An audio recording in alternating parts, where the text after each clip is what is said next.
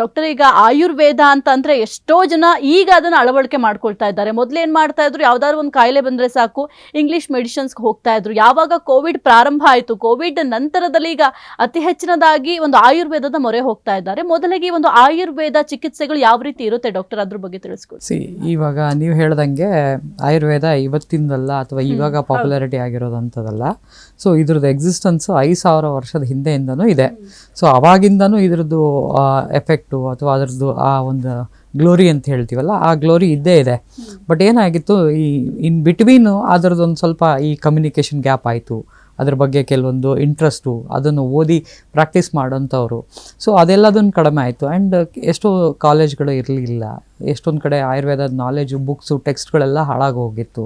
So ಅದ್ರ ಬಗ್ಗೆ ಯಾರೂ ಅದನ್ನು ಲಕ್ಷ್ಯ ಕೊಡಲಿಲ್ಲ. ಆ್ಯಂಡ್ ಕೆಲವೊಂದು ಕಡೆ ಇಂಟೆನ್ಷಲಿ ಅದನ್ನು ಹತ್ತಿಕೊಳ್ಳಾಯಿತು. ಸೊ ಅದನ್ನು ಬೇರೆ ಪ್ರಮೋಟ್ ಮಾಡಬಾರ್ದು, ಅದ್ರ ಬಗ್ಗೆ ಮಿತ್ಸ್ಗಳನ್ನು ಕ್ರಿಯೇಟ್ ಮಾಡೋಕ್ಕೆ ಶುರು ಮಾಡಿದರು.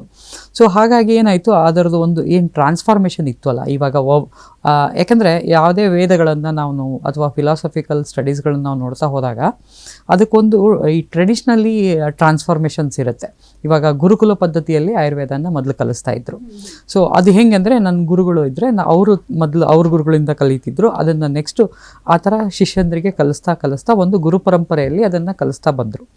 ಸೊ ಯಾವಾಗ ಈ ಗುರುಕುಲ ಸಿಸ್ಟಮ್ಮು ನಮ್ಮ ಎಜುಕೇಷನಲ್ಲಿಂದ ದೂರ ಹೋಯಿತು, ಸೊ ಆವಾಗ ಇದ್ರದ್ದು ಈ ಕಲಿಯೋದು, ಅದರ ನಾಲೆಜ್ ಏನಿದೆಯಲ್ಲ ಅದು ಹಾಳಾಗ್ತಾ ಹೋಯಿತು.